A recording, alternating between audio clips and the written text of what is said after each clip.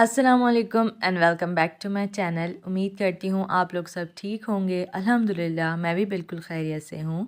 तो आज मैं आपके साथ शेयर कर रही हूँ अपनी बेटी के अकीक़े के कुछ गिफ्ट्स, जो कि मैं आज तो नहीं बहुत पहले कर चुकी हूँ अनबॉक्स, लेकिन मैंने सोचा आप लोग के साथ शेयर कर दूँ।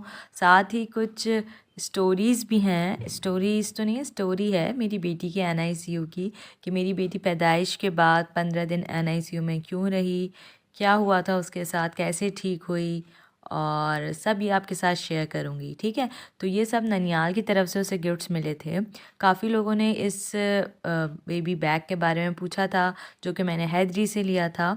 इसके अलावा कुछ ड्रेसेस मिले थे। ये सब ड्रेसेस मैंने अपनी अम्मी के साथ ही जाके लिए थे, और ये सब जो है मैंने हैदरी से ही लिए थे। हैदरी करीमाबाद चेज़ मिक्स है। अच्छा, ये ड्रेस मैंने बड़े अरमान से लिया था, रेड कलर का, और बहुत वुलन था, लेकिन मेरी बेटी अनफॉर्चुनेटली नहीं पहन सकी। लेकिन शुक्र अल्हम्दुलिल्लाह कि वो ठीक होके आ गई। बस यही हमारे लिए बहुत है। लेकिन ये कपड़े उसके छोटे हो गए थे और सर्दियाँ भी चली गई थी, तो इस वजह से वो नहीं पहन सकी ये ड्रेस। अच्छा, ये ड्रेस तो अम्मी ने मुझे पहले ही दे दिया था, क्योंकि ये उसको हमने कहा था कि बर्थ पे पहनाएंगे। मुझे काफ़ी अच्छा लग रहा था। पता नहीं, रेड मुझे बहुत पसंद है, लेकिन बहुत गलत मैंने ये ऑप्शन रखा था रेड। बच्चे वैसे ही रेड होते हैं, हम रेड पहना देंगे तो वो और रेड लगते हैं। अच्छा, और बाकी ये जो कपड़े हैं ना, ये सब मेरी फुप्पो ने भिजवाए थे दुबई से। तो बस ये कुछ ड्रेसेस थे। साथ साथ जो है मैं आपको बताती भी जाऊँगी और स्टोरी भी बताती जाऊँगी। तो स्टोरी स्टार्ट करते हैं कि मेरी जो डिलीवरी थी वो तो नॉर्मल थी, कोई ऐसी कॉम्प्लिकेशंस नहीं थी। हाँ, मेरी जो हिस्ट्री थी वो थोड़ी वीक थी, यानी कि मुझे PCOS का मसला था, एक मिसकैरेज हो गया था मेरा पहले, तो इस वजह से शायद मेरे अंदर कोई कॉम्प्लिकेशंस होंगी या बच्चे को कोई डेफिशिएंसी हुई है। तो हुआ ये था कि 37 वीक पे उसकी डिलीवरी हुई, और डिलीवरी के बाद ना थोड़ी वो वीक थी। तो डॉक्टर ने सबसे पहले तो जैसे ही वो दुनिया में आई, तो डॉक्टर ने यानी कि उसको NICU ले गए, क्योंकि वो बहुत रेड थी। तो बहुत रेड होने की वजह से उनको डाउट हुआ होगा। खैर NICU लेके गए, उसके सारे टेस्ट हुए, तो टेस्ट में उन्हें पता चला कि इसे कोई इन्फेक्शन है, लंग का इन्फेक्शन था, नमूनोकोकल इन्फेक्शन, माइक्रो ऑर्गेनिज्म होता है। अच्छा, ये सब चीज़ें मुझे पता है, क्योंकि मैं ख़ुद फार्मासिस्ट हूँ, तो मुझे थोड़ा नो हाउ है। तो मैं ख़ुद भी साथ साथ उसका जो ट्रीटमेंट है वो गो थ्रू कर रही थी, कि मुझे खुद टेंशन थी कि भाई क्या हो रहा है, कैसा। हालांकि मेरी कंडीशन उस वक्त ऐसी नहीं थी कि मैं भाग भाग के जाके देखूं कि क्या ट्रीटमेंट सही चल रहा है या नहीं, लेकिन फिर भी मैं बार बार जो है खड़ी हुई थी। सो ये सब फ्रॉक्स भी दुबई से ही हैं, तो सारी फ्रॉक्स ज़्यादातर।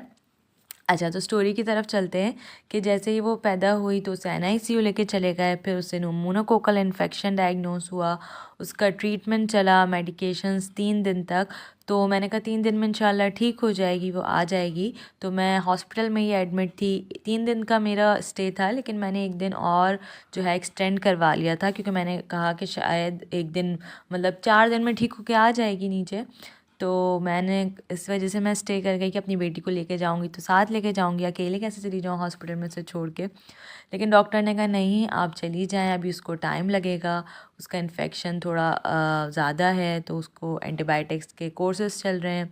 अच्छा, ये साथ साथ बताती जाऊँ, ये रॉम्पर्स मैं मम्मी के साथ ही जाके लेके आई थी। मैंने चेज़ से लिए थे 600 के, जो कि मुझे बहुत प्यारे लगे। ये थोड़े बड़े थे, तो अब तक वो पहनती है, 6 मंथ्स प्लस थे।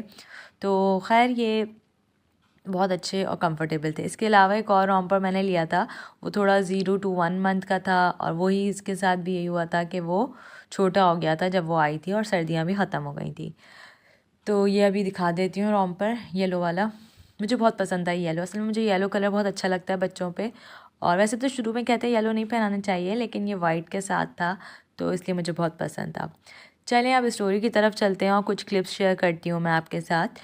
तो ये है मेरी बेबी की क्लिप कि वो NICU में फ़र्स्ट जैसी डिलीवरी के फ़ौरन बाद उसे NICU शिफ्ट कर रहे थे, और ये देखें वही ड्रेस पहना हुआ है उसने। ये सब मेरी सिस्टर ने रिकॉर्ड की थी वीडियोस, तो वही क्लिप्स की फॉर्म में मेरे पास थी, तो मैंने कहा शेयर करूं। और थोड़ी मोटिवेट हो जाती है माएँ, थोड़ी एक उम्मीद मिल जाती है कि अल्लाह के घर देर है अंधेर नहीं, तो सब बेहतर हो जाता है। तो ये देखें, ये जब बिल्कुल ये जैसे ही वो पैदा हुई है उसके फ़ौरन बाद ही क्लिप है कि उसके NICU में लेके जा रहे हैं, और ये रो रही थी बहुत, और बिल्कुल रेड हो रही थी, बहुत डार्क। ऊपर से हमने कलर भी ऐसा सेलेक्ट किया था जिसकी वजह से वो और रेड लग रही थी। सो बस ये NICU में इसको लेके जा रहे थे। और ये 3 दिन एनआईसीयू में रही है। और मुझे भी, बल्कि एनआईसीयू तो ऐसा था कि वहाँ पे किसी को जाने की बिल्कुल परमिशन नहीं थी। इनफैक्ट जो नाना नानी है सिर्फ फादर को और मदर को। अच्छा, ये 3 दिन बाद जो है, मैं जब हॉस्पिटल से घर जा रही थी तो मैंने कहा प्लीज़ मुझे एक दफ़ा तो देखने दें, मुझे एक दफ़ा गोद में तो लेने दें। तो फिर मुझे अलाउ किया कि चलें आप जाके अपनी बेटी को देख लें। तो फिर मैं 3 दिन बाद जो है उसको एनआईसीयू में मिलने गई, बहुत मुश्किल से। और वो बेचारी देखें कितने हो रही थी, बिलख रही थी कि उसको मेरे पास आना था, लेकिन अनफॉर्चुनेटली वो नहीं आ सकती थी क्योंकि उसको सारी ड्रिप्स लगी हुई थी। यहाँ मैं नेक्स्ट डे आई थी उसे विज़िट करने, और उसको ओपन ऑक्सीजन सप्लाई पे रखा हुआ था। तो बस मैं वही चेक कर रही थी कि ऑक्सीजन, क्योंकि मेरे ना फैमिली में भी डॉक्टर्स हैं, तो मैं उन्हें भी रिपोर्ट कर रही थी कि इस तरह की कंडीशन चल रही है, सही ट्रीटमेंट चल रहा है या हम यहाँ से हटा लें, क्या कोई मसला तो नहीं है। तो ये भी एक बैक स्टोरी चल रही थी हमारी कि हमें प्रॉपर ट्रीटमेंट पे भी नज़र रखनी थी और अपनी बेटी को भी मुझे देखना था। अच्छा, अब एक ट्विस्ट आया, ये ट्विस्ट आया कि मेरी बेटी को एक और इन्फेक्शन डायग्नोस हो गया। अच्छा, मसला ये हुआ कि उसे ओरली ना टॉप फीड दे दिया था, क्योंकि बच्ची को माँ का दूध चाहिए होता है शुरू में, और बच्ची को डायरेक्ट टॉप फीड से उसको इन्फेक्शन हो गया आंतों में। अब उन्होंने कहा कि अब ये 7 दिन तक कुछ नहीं खा सकती और हम इसका ट्रीटमेंट करेंगे ओरली। कुछ नहीं खाएगी तो उसको नाक के ज़रिए जो है फीड उसकी जा रही थी, और नाक के ज़रिए उसे वो ग्लूकोज दे रहे थे और एंटीबायोटिक भी चल रही थी। और ओरली वो कुछ नहीं ले पाई थी बेचारी की, ट्यूब लगी हुई थी नाक में। सो बस ये इसको 7 दिन तक उसको बिल्कुल बंद किया हुआ था उसका ओरली खाना पीना, और 7 दिन तक उसका इंटेस्टाइन उन्हें क्लियर करना था। बेसिकली एक डिज़ीज़ होती है नेक की डिज़ीज़ होती है। उसमें ये होता है कि इंटेस्टाइन जो है ना, उसमें लूप्स बन जाते हैं खाना गलत जमा होने की वजह से। उसको उनको क्लियर करना था 7 दिन में।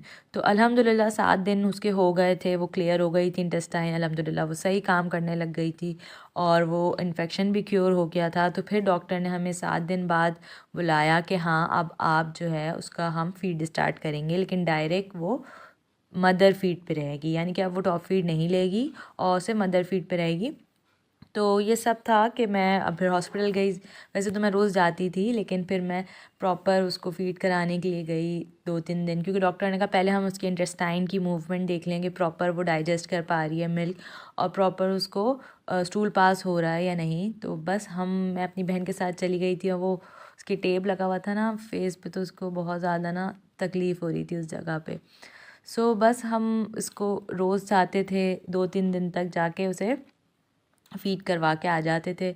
और अल्हम्दुलिल्लाह फिर उसको स्टूल भी पास कर लिया था उसने, उसकी इंटेस्टाइन की मूवमेंट नॉर्मल हो गई थी। तो डॉक्टर ने कहा ठीक है, अब बेबी आपकी ठीक हो गई है और इसके थोड़ा सा मेडिकेशंस रह गई थी, एंटीबायोटिक का कोर्स चल रहा था, तो वो आप घर पे भी लगवा सकती हैं।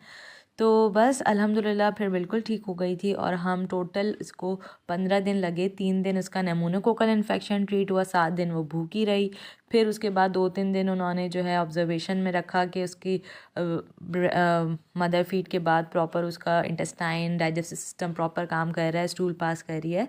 तो वो सब श्योरिटी के बाद उन्होंने कहा कि हाँ अब आप लेके जा सकते हैं अपनी बेटी को। और शुक्र अल्हम्दुलिल्लाह हम अपनी बेटी को घर ले आए। और बहुत ज़्यादा आप लोग भी माशाल्लाह ज़रूर कहिएगा, और मेरी दुआ है कि किसी माँ बाप को ऐसी तकलीफ़ देखने की कभी नौबत ना आए। बच्चों की तकलीफ़ बहुत वो लगती है, बुरी लगती है, बर्दाश्त नहीं होती माँओं से। तो ये फ़र्स्ट डे था उसका, वो घर आ गई थी और उसने आंखें खोली घर में, अब वो घर देख रही थी और फर्स्ट टाइम उसने स्माइल की माशाल्लाह माशाल्लाह से। प्लीज़ माशाल्लाह ज़रूर बोलेगा।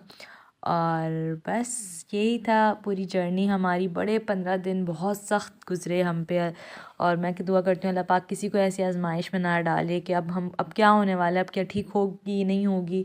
ये जो टेंशन होती है ना, माँ बाप ही समझ सकते हैं। तो मेरी दुआ है किसी को इतनी तकलीफ़ ना दे। ये अब घर में इसकी जो है ना डोज़ लग रही थी, ड्रिप लग रही थी, और बेचारी इतनी तकलीफ़ में रो रही थी। और ये इतनी 7 दिन जो भूखी रही है ना, उसके बाद इसका मुंह बिल्कुल उतर गया था, इतना ज़्यादा इसको दुबली हो गई थी, इतना वेट जिसका लूज़ हुआ था। इसका मैंने वापस रीस्टोर कर दिया था वेट अल्हम्दुलिल्लाह, तो ठीक हो गया था वेट पीस का, और मैंने बहुत केयर की थी, वो भी मैं आपके साथ कभी शेयर करूँगी। तो बस यही थी मेरी जर्नी, जो कि बहुत ज़्यादा मेरे लिए स्ट्रेसफुल और बहुत डिप्रेसिंग थी, लेकिन अल्लाह ताला ने बहुत रहम किया। और मैं दुआ करती हूँ कि कभी किसी को ऐसी मुश्किलात में ना डाले। तो मुझे इजाज़त दीजिए, अल्लाह हम सबको अपने बच्चों की खुशियाँ देखना नसीब करे, आमीन। माशाल्लाह ज़रूर कह दीजिएगा। थोड़ा वेट गेन मैंने करने की कोशिश की थी अपनी बेटी का, तो माशाल्लाह से उसकी सेहत बेहतर हो गई थी। तो मुझे इजाज़त दीजिए, अल्लाह हाफ़िज़ और दुआओं में बहुत याद रखिएगा।